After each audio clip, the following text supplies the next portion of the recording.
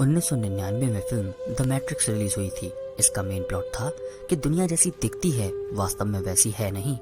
Film का ये plot प्राचीन भारत के माया और भ्रम के सिद्धांतों को अनुसरण करता प्रतीत होता है। जैसे कि फिल्म में मॉर्फियस नियो से कहता है, वास्तविकता क्या है? अगर आप अपनी सेंसेस के बारे में बात कर रहे हैं, जैसे महसूस करना, स्वाद पहचानना, सूंघना या देखना, तो यह सिर्फ आपके दिमाग द्वारा इलेक्ट्रिकल सिग्नल्स को समझना ही है। फिर वो नियो को सच बताते हुए खुलासा करता है कि मशीनों ने मानव जाति को वश में करके उन्हें अपना जीवन एक आर्टिफिशियल सिमुलेशन में जीने के लिए मजबूर किया हुआ है, जिसे मैट्रिक्स कहते हैं, जिसमें रहने वाले लोग उसे वास्तविक दुनिया मान लेते हैं। हिंदू फिलॉसफी से जुड़े होने की वजह से इस फिल्म ने भारत में खास रोमांच पैदा किया। असल में द मैट्रिक्स एक लौती फिल्म नहीं है जो इस प्रकार का मत रखती है कि दुनिया सिर्फ एक कंप्यूटर से बनी हुई मैट्रिक्स जैसा भ्रम ही है, बल्कि यह तो साइंस फिक्शन में आमतौर पर दिखाए जाने वाले विषय हैं और कई विद्वान, फिलोसफर्स, फिजिसिस्ट, मैथमेटिशियंस, थियोलॉजिस्ट पिछले कई वर्षों से इस पर विचार कर सच्चाई को ढूंढने का प्रयास कर रहे हैं।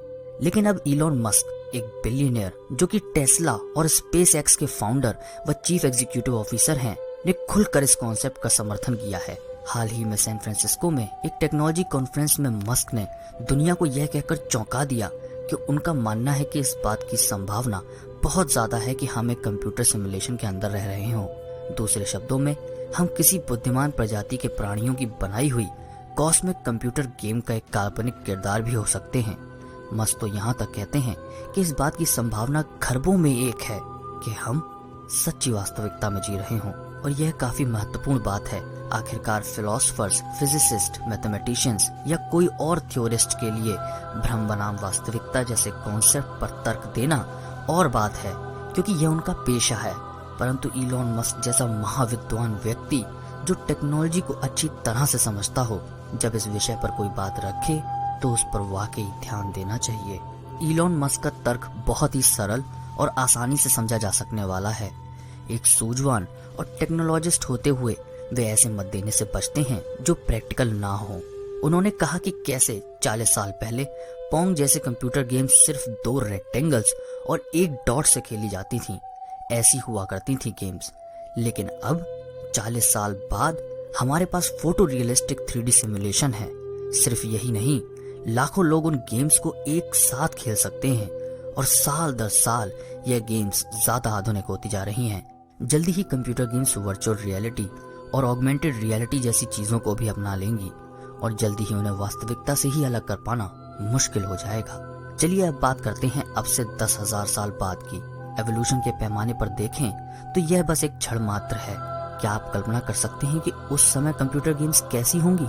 मस्क यह कहते हुए अपनी बात समाप्त करते हैं कि एक तो कंप्यूटर गेम्स की उन्नत तकनीक और इस बात को ध्यान में रखते हुए कि ये उन्नत तकनीक वाली गेम्स खरबों कंप्यूटर्स पर खेली जाएंगी, यह मान लेना लॉजिकल है कि इस बात की संभावना खरबों में एक है कि हम सच्ची वास्तविकता में जी रहे हों। हम सिमुलेशन के अंदर रह रहे हैं या नहीं? इस सवाल का यह शायद सबसे सरल और ठोस जवाब है, खासकर जब यह एक ऐसे व्यक्ति ने दिया है जो थ्योरेटिशियन नहीं है, बल्कि एक हार्ड कोर टेक्नोलॉजी से जुड़ा हुआ व्यक्ति है, जिसे आर्टिफिशियल इंटेलिजेंस के विषय में गहरी रुचि है। यह सब सुनने के बाद आपके मन में जरूर ये सवाल उठ रहा होगा कि क्या हमारे सिमुलेशन को बनाने वाला भगवान है? यह हो भी सकता है, और हो ये भी सकता है कि वह आपका पर पोता हो। दूसरी तरफ यह भी प्रश्न उठता है कि इस सब के हमारे लिए क्या मायने हैं? अगर हम ब्रह्मांड के किसी बड़े रियलिटी शो में कोड की लाइनें हो तो हम में से कुछ नियो की तरह वास्तविकता को खोजने के लिए लाल गोली खा लेना चाहेंगे, पर शायद ज्यादातर में इतना साहस नहीं होगा। वे आलस या डर की वजह से अपने आरामदायक भ्रम में ही जीते रहना पसंद करेंगे और इसलिए नीली गोली को चुनेंगे।